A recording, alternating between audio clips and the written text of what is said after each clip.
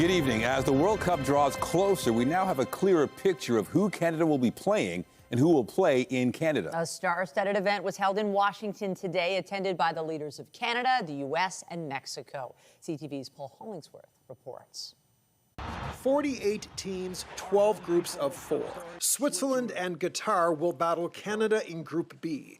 The fourth team in Canada's group will be determined based on the winner of an upcoming pre-World Cup playoff. Between Italy, Northern Ireland, Wales, Bosnia and Herzegovina. As a host country, Canada automatically qualified for the World Cup and are ranked 27th in the world. With the complexion of their group competition taking shape, Canada now looks ahead to the World Cup, hoping to win a tournament game for the first time ever, and it won't be easy. Well, obviously they got the toughest pot 4 team. We know that. We don't know who it's going to be, but thinking it being a European team, and it could be Italy themselves, it makes it an extremely difficult game. But what an exciting match we're going to get in Toronto. I think the highlight is absolutely Qatar. Canada will play its first home match June 12th in Toronto before shifting to Vancouver for matches on June 18th and 24th. FIFA will unveil its full match schedule on Saturday, announcing all the games being played in Canada. Paul Hollingsworth, CTV News, Washington.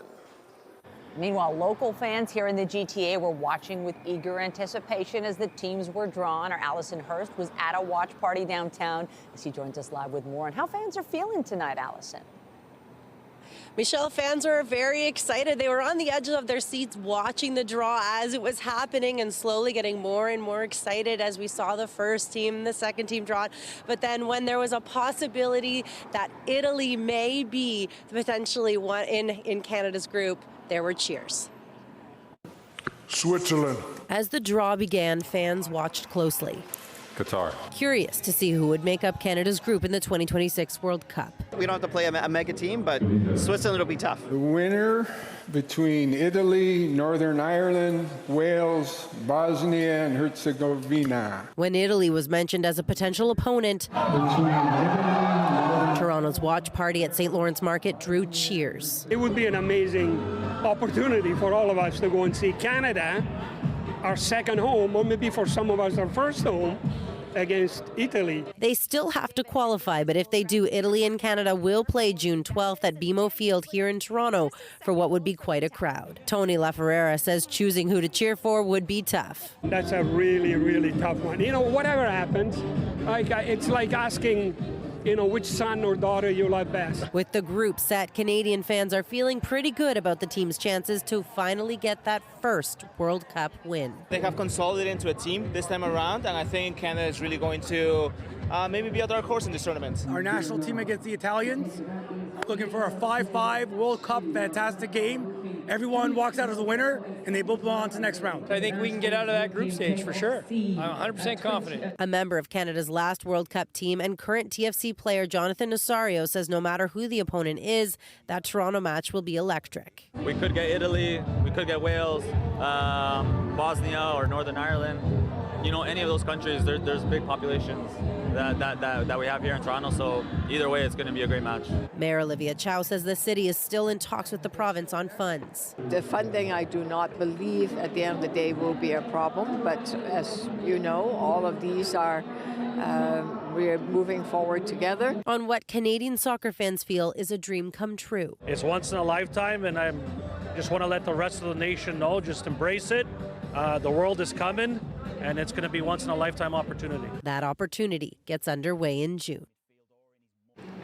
We will get a better idea as to which European nation is going to join our group when that European playoff happens. That's going to be in March, and then we will know which team is going to play Canada here in Toronto on June 12th. Reporting live, I'm Allison Hurst. Nathan, back to you. All right, can't wait. Thanks, Allison.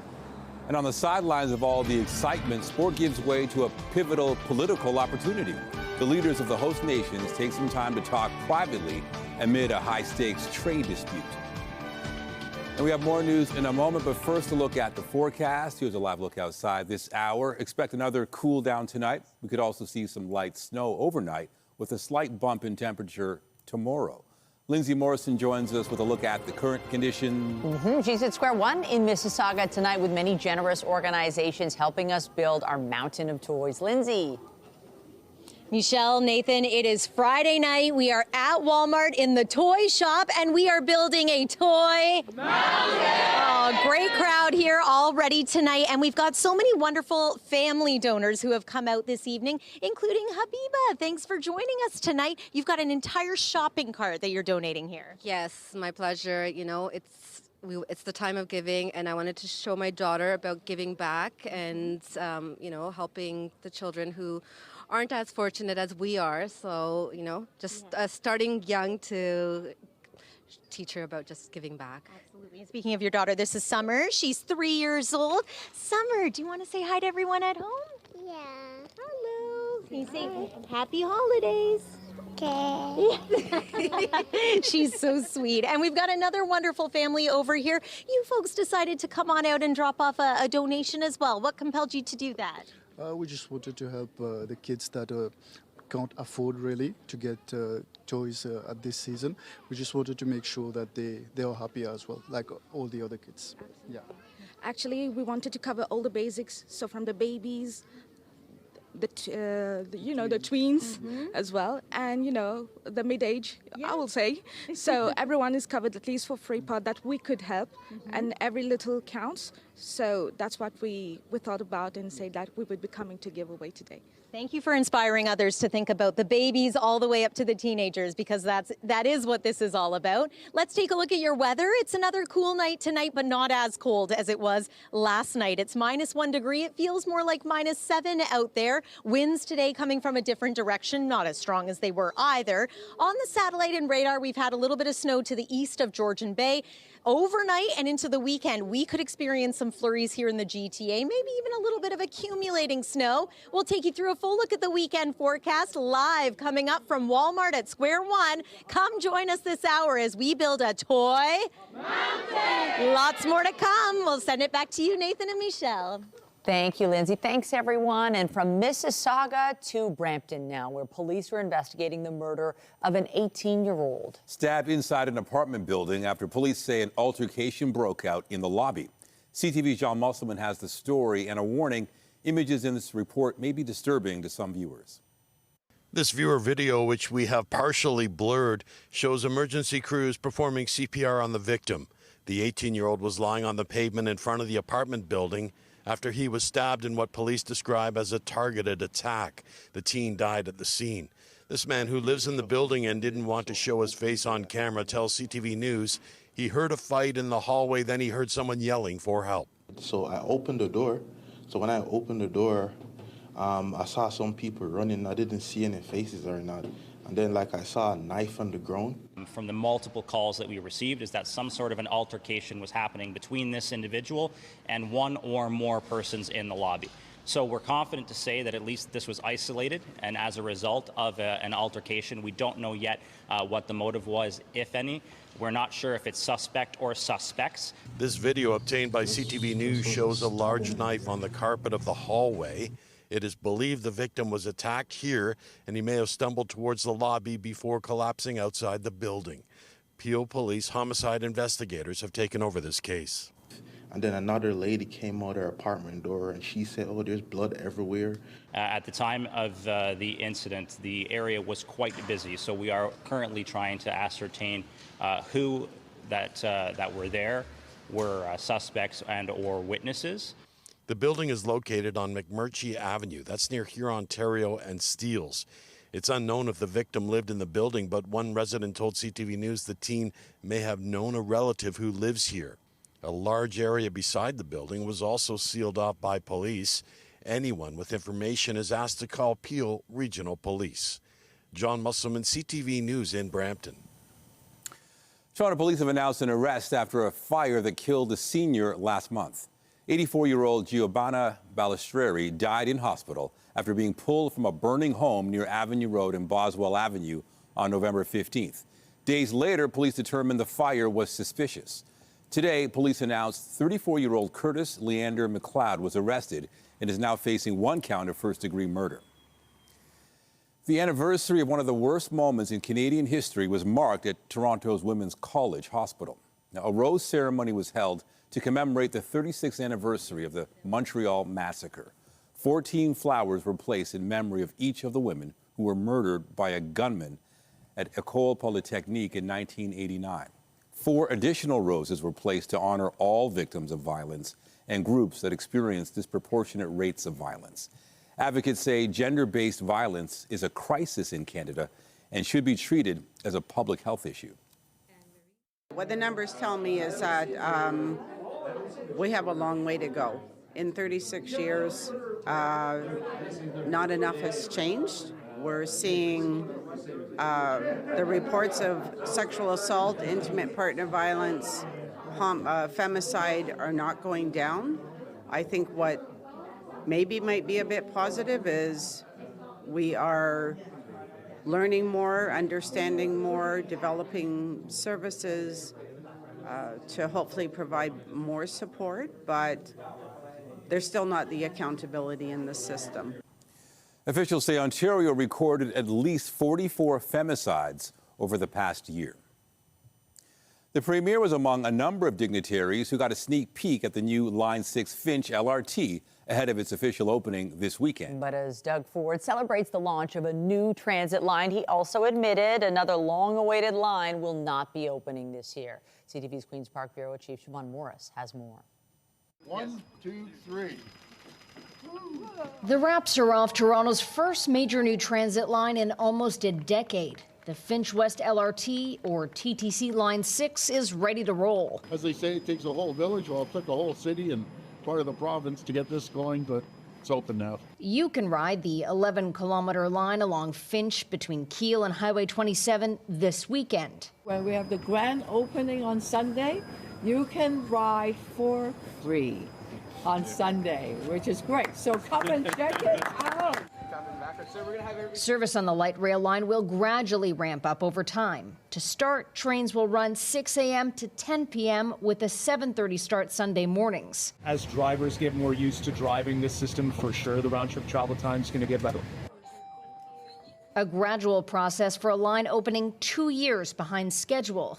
There is hope for the idea of tapping your Presto card to finally board another light rail train soon.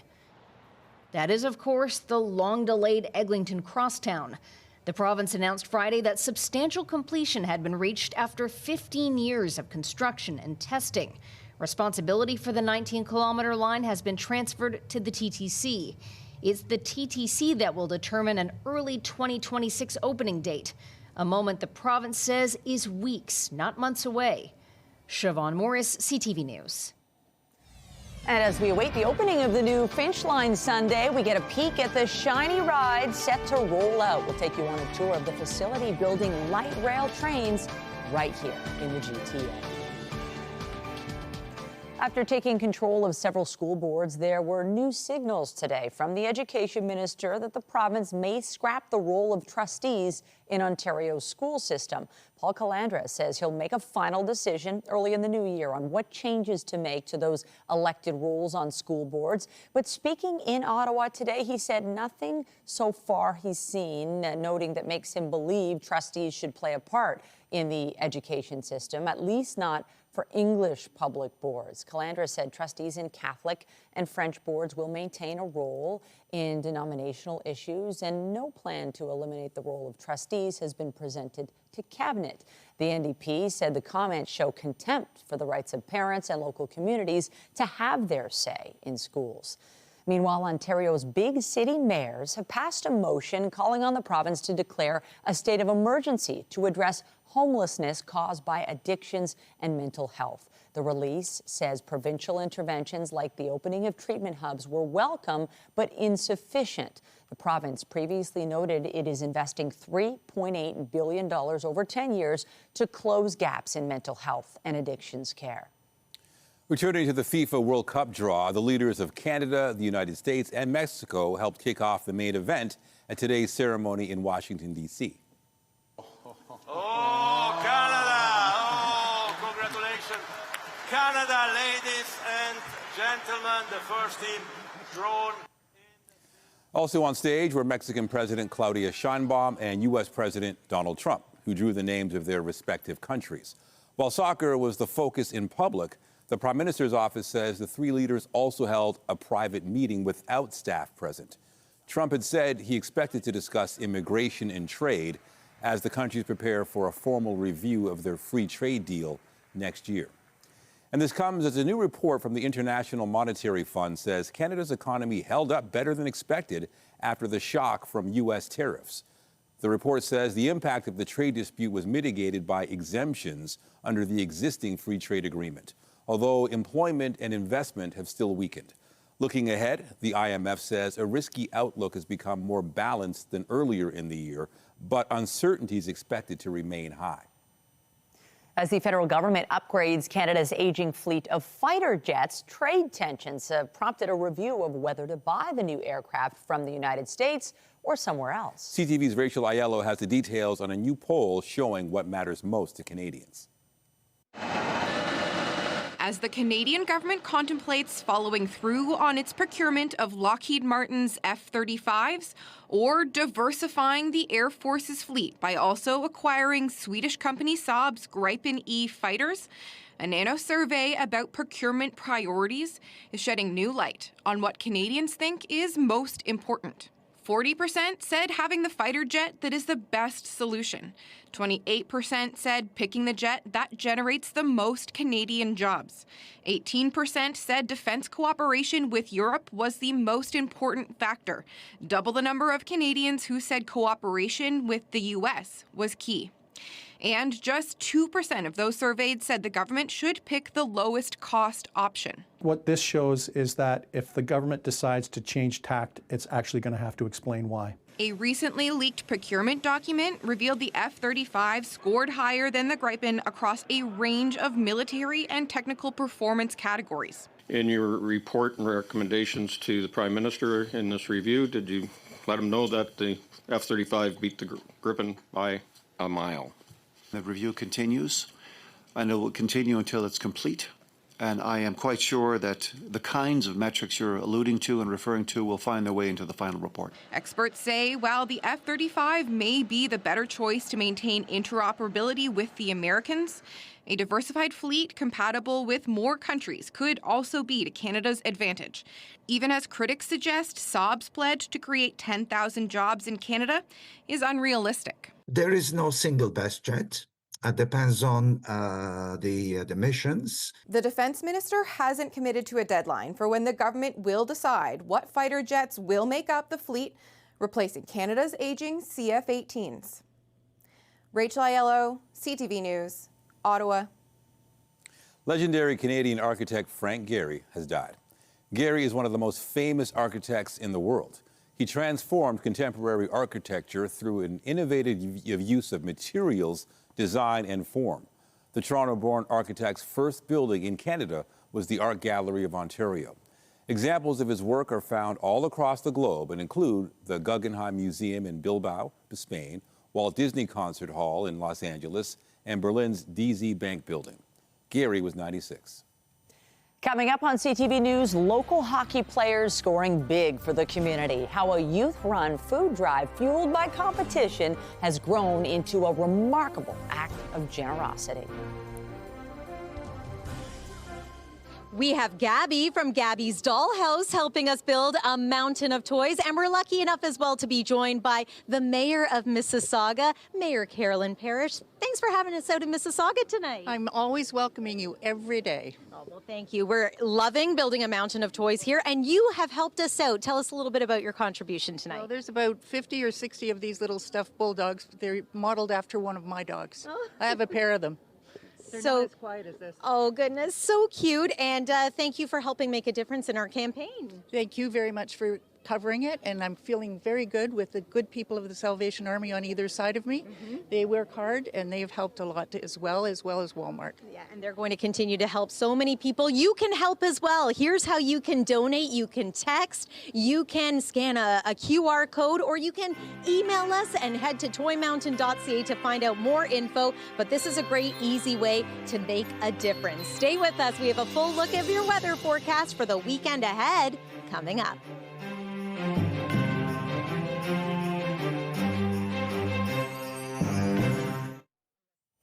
When the Finch West LRT line opens this Sunday, riders will be boarding shiny new trains manufactured not far from where they will run. CTV's Natalie Johnson has this exclusive behind-the-scenes look inside the Alstom facility in Brampton, where they were built.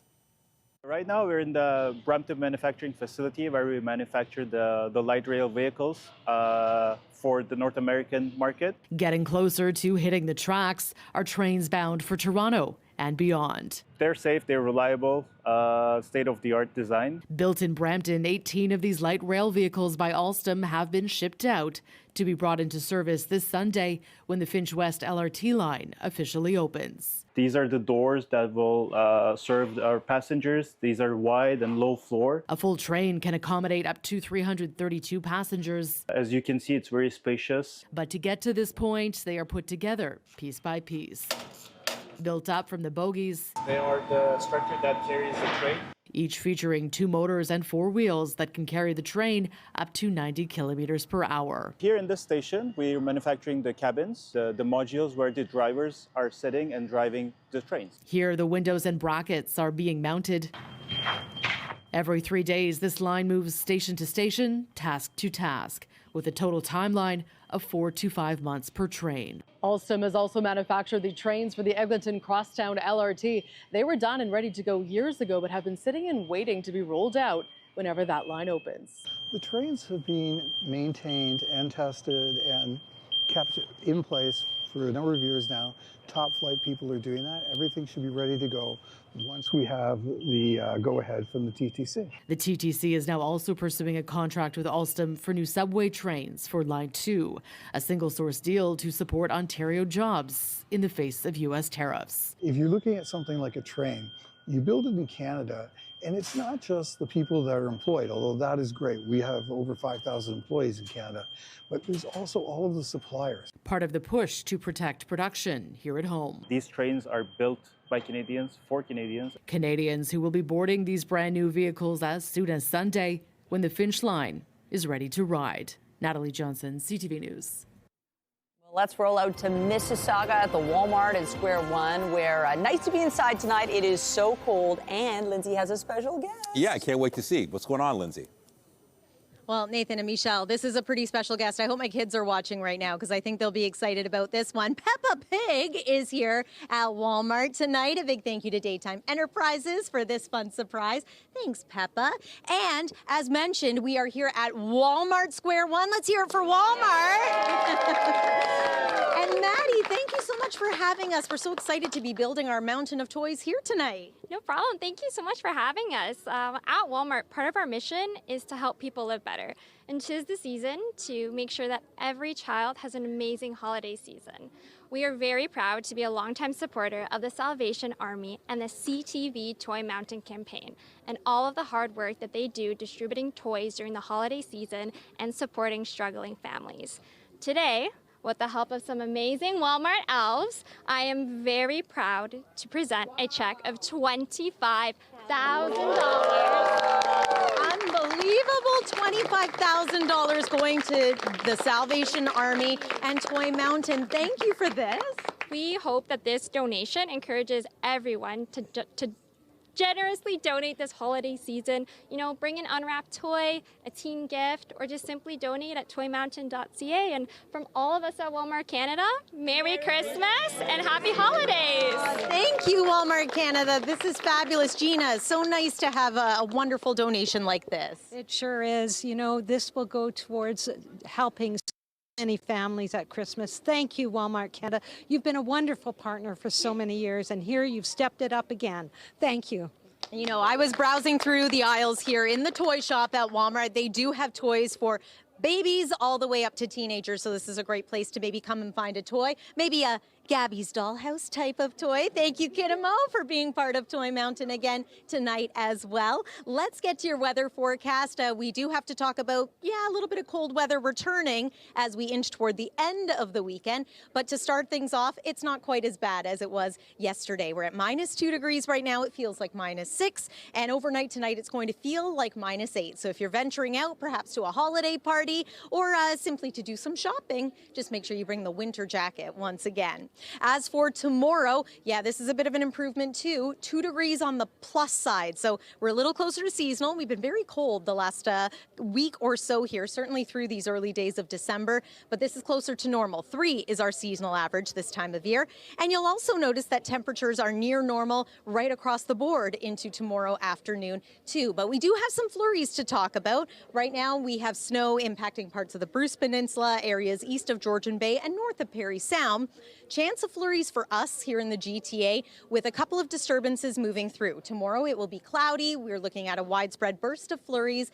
And then into the day on Sunday, it's a clipper system that moves through. And this one could bring us a little more in the way of measurable snow. For some, this is simply going to be a dusting. For others, it could be maybe 2 centimeters of snow on the ground, perhaps up to 5 for highly localized areas. There's midday Saturday. Let's take a look at Sunday, and you'll notice the snowfall appears to become a little bit thicker and more widespread. So there's your Sunday midday. Heading into the day on Monday, conditions are going to clear out, but it becomes cold again Sunday night and into Monday. But at least, hey, we can look forward to some sunshine on Monday. The more measurable snow, once again, is going to be for areas of the Snowbelt region, closer to the shores of Lake Huron, as well as Georgian Bay. But yeah, a couple of centimeters possible for Toronto as well. Here's the 7-day forecast. There's that cool down into Sunday night. So an overnight low of minus 12 degrees. Monday, we only make it to a high of minus 4, very similar to what we experienced yesterday. And then we're looking at flurries Tuesday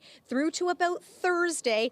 And it looks like the cool conditions are going to be sticking around into Friday as well. We are live here at Walmart at Square One. We're going to be here for the rest of the hour if you want to come on down and join us. We've got a local artist here. This is Akila. Did I say that right? Oh, yeah, Akila. Thank you so much for coming here tonight. Why did you want to be a part of Toy Mountain? Well, for one, I love Christmas and I love getting gifts. And as a kid, it was so memorable to get my first Lego set. So I brought the Mega Bloks Lego set. Yeah. What a great gift. I see 1+. That's a great age group to shop for. Thank you for doing this. Thank you for making a difference in your own community. Of course, anytime. I feel like the holidays is all about, getting together and just being with the ones you love. And toys really do make a kid's day. So just having that, gift is everything. Let's hear it for Akila and all the other families who have come down here tonight and donated their new unwrapped toys. We're going to meet a few more of them coming up as well. I also want to mention, hey, if you're making a donation and you head to one of our drop boxes with that toy, we'd love to see a photo. You can tag us on social media at CTV Toy Mountain, or you can email your photo to toy.mountain@bellmedia.ca. We are live at Walmart building a toy and we're well on our way. We're doing a great job. Lots more to come. Stay with us here on CTV News.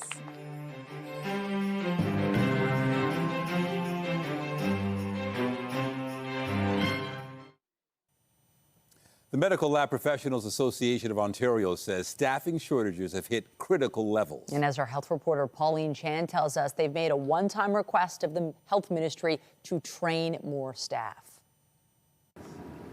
Almost 70% of Ontario's medical labs, that is public health, community labs, and those in hospitals, say they are experiencing staff shortages. I would say in a lab like mine, which is a core lab, 75% of the work is chemistry testing, which means those are the tests that can diagnose kidney failure or liver failure, or can help diagnose a heart attack. Jennifer Santa-White has worked in the small community of Red Lake in northwestern Ontario for 20 years. There's only 3 MLTs on my staff, which can be quite challenging. When one person goes on vacation, I'm pulled out of my office from working on the quality aspect of the medical lab professional's job to working on the bench. 40% of Ontario labs surveyed say staff shortages are starting to affect testing turnaround times. And if you can't get a diagnosis, you can't get the right treatment. 70% of the data that's provided from laboratories is actually provided to physicians so they can treat us. Michelle Hodes says the holiday season is actually their busiest time of year.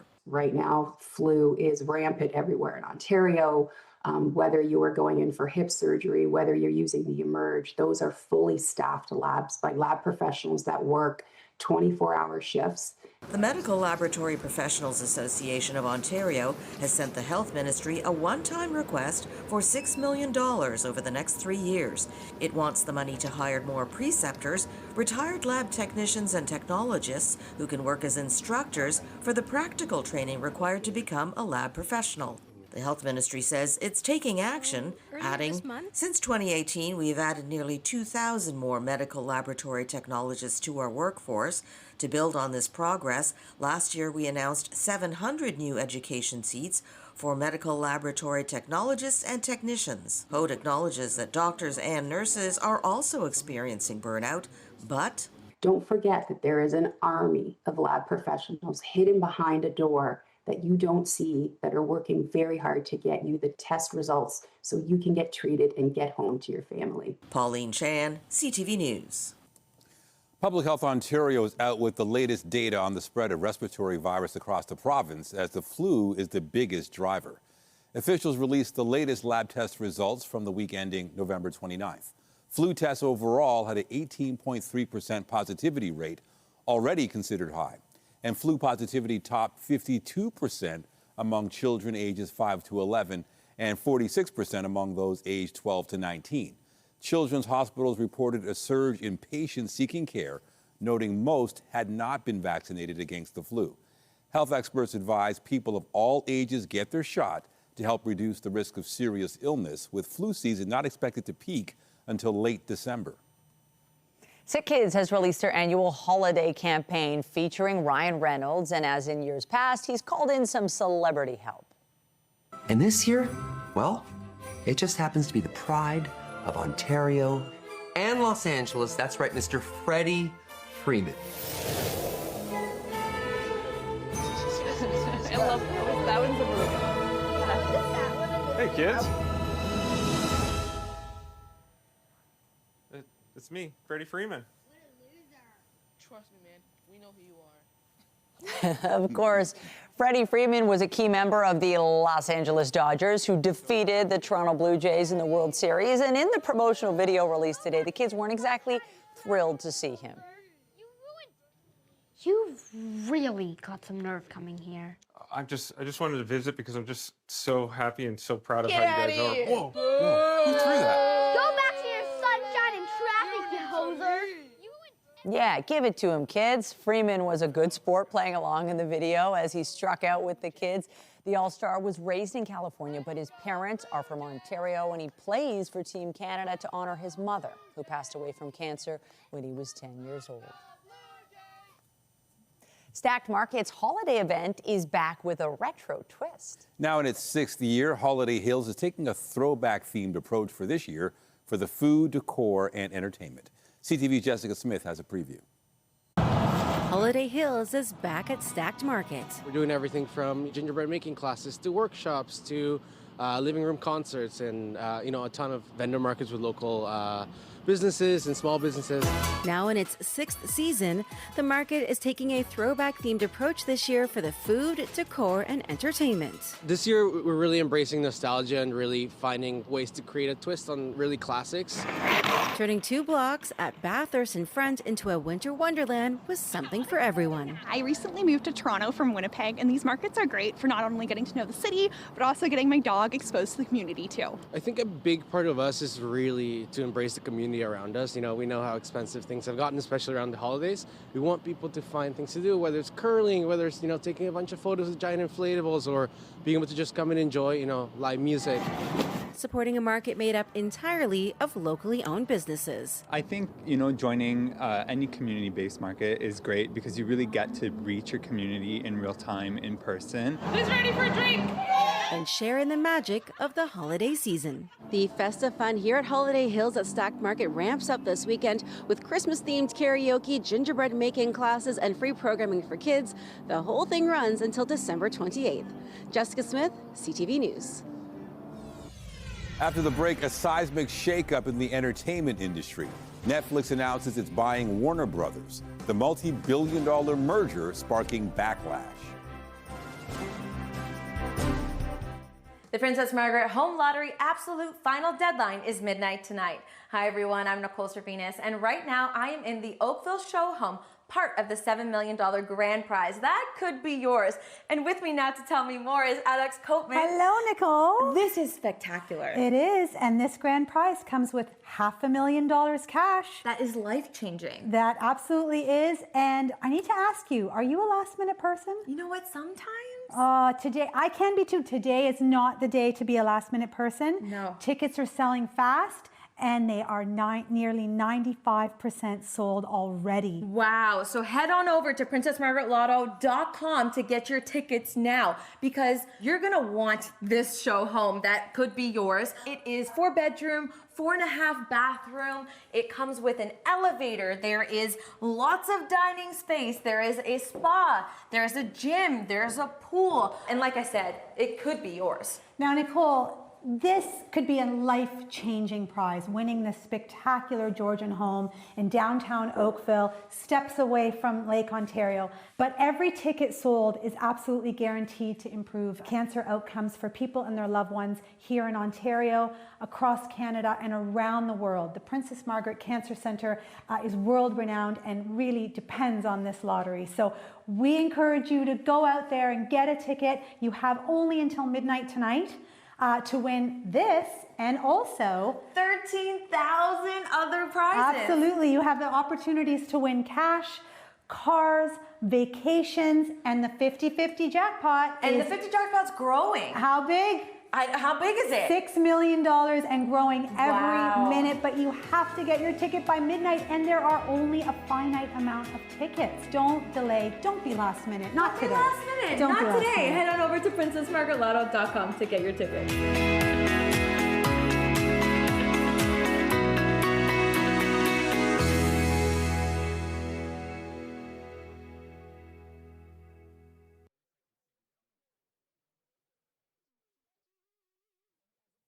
A blockbuster entertainment deal is shaking up Hollywood. BNN Bloomberg's Marella Fernandez has the details. The world's largest streaming company is buying one of North America's oldest entertainment studios for almost $83 billion US. If approved, Netflix would be a behemoth, picking up a deep trove of famous Hollywood movies and shows, from Casablanca and Gone with the Wind to the Harry Potter series and Superman. The deal with Warner Brothers Discovery will be scrutinized by U.S. regulators, and some say they may not approve of the agreement. Warner Brothers Discovery also owns a cable unit that runs CNN and TNT. It isn't part of the Netflix deal. Here are the closing numbers for the day. The Canadian dollar is up to $72.31. West Texas Intermediate crude is up to over $60. Western Canadian Select is up to $46.36. And the TSX lost 166 points to end the day at 31,311. Those are your business headlines. I'm Marella Fernandez. The Business Report is brought to you by Canadian Western Bank, the bank built for business. A new global ranking suggests Toronto no longer has the worst traffic in the country. Traffic tech company INRIX analyzed congestion in more than 1,300 cities around the globe. Toronto ranked as the 34th worst in the world, with commuters losing 59 hours a year to traffic, and that's down from 25th place last year. Montreal, meanwhile, saw congestion taking up 63 hours per week, making the city 28th worst in the world. Istanbul held on to the global top spot, with drivers losing 118 hours to traffic delays annually, nearly 5 full days. While the TTC is gearing up for the opening of 2 new LRTs, asbestos cleanup, tight work windows, and other delays are slowing the build-out of 5G cell service in the subway system. TTC staff say they don't expect Rogers will be able to meet a federally imposed deadline at the end of the month for 80% coverage throughout the tunnels. A report set to go before the TTC board meeting next week projects 70% of the subway network will have cell coverage by the end of the year. The report cites issues related to the transit system rather than Rogers, such as canceled subway closures when the company is scheduled to perform its work. And there are a pair of subway closures to keep in mind this weekend on both Line 1 and 2. Service between Osgood and College will be replaced by shuttle buses Saturday and Sunday because of track work. There will also be no service from Warden to Kennedy until Monday morning. The TTC says all stations other than King and Queen will be open for customers to purchase fares and connect with surface vehicles. And regular service also won't be running on a key stretch of the Lakeshore West GO train line. On Saturday and Sunday, trains will operate between Niagara Falls and Aldershot, but riders will then have to jump on a bus to Brampton GO to finish the journey to Union. On the Kitchener line, special trains will run between Exhibition GO and Union Station, but won't go further west. Another incredible donation. Look at this mountain of toys. Gehry, you're responsible for this, you and your group from the Mississauga Bassmasters. Tell us more. It's a great group of people. We're out there fishing a lot. We decided to come together with all of Bass Nation to bring in a toy for Toy Mountain. This is our third year participating and first year for Ontario. Amazing. And you've got several toys, several hundred? Yes, about 150 toys. We doubled up from last year, which is great. Amazing. Thank you so much. Thank you for having us. Adelina, why did you want to be a part of Toy Mountain? Because I just wanted to, celebrate the holidays with everyone. Thank you for celebrating the holidays with us and for making a difference for kids in and around the GTA. We thank you so much. And it's not too late to be a part of Toy Mountain yourself. You can donate as well. You can text to donate. You can scan to find out more as we continue to build a Toy Mountain. We'll have a final recap of the weather coming up.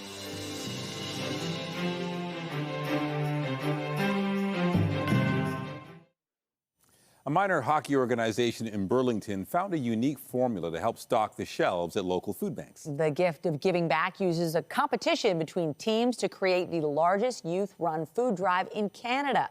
CTV's Sean Leathong has more. This is an event like none other. From drop-off to sorting, it's A lot of people gathering to give food to charity. The Gift of Giving Back food drive in Burlington is the largest of its kind in Canada. What makes it unique is that all the legwork is done by youth hockey players like 10-year-old Wilfred Livermore, who explains that the key to success is youth teams competing against each other. They all compete over most pounds and most amount of money donated, and it's just fun to be a part of this. Each season, teams from the Burlington Eagles Boys Hockey Club and the Burlington Barracudas Girls Club compete to see which team can gather the most food. Each item here is collected can by can, item by item. We don't have large corporate donors dropping off skids of product or things like that. This is all done by the willing hands of our young people. Starting in September, players go door to door, filling these blue bags through the fall and building towards this night in December. We would get so competitive, we'd have to map out areas of Burlington on who was collecting from which parts. Now in its 20th year, this event has become a rite of passage. Natasha Taylor-Wendy is an under-18 player who's been taking part for nearly a decade. The other day I was looking through photos of me back when I was probably 11, collecting food out on the sidewalks. It really, all my neighbors know me when I come around with the blue bags every year and asking them for food. So getting to see it all come in together and getting to see all the little kids that are just starting this and starting the journey that I have gone through, it really is just so fun to watch them. Through community and competition, the results are massive. The food collected here is sent to food banks across the region, lasting through the holidays and beyond. And this will take us into even March, April of next year for us to be able to supply those food banks with the food that they need.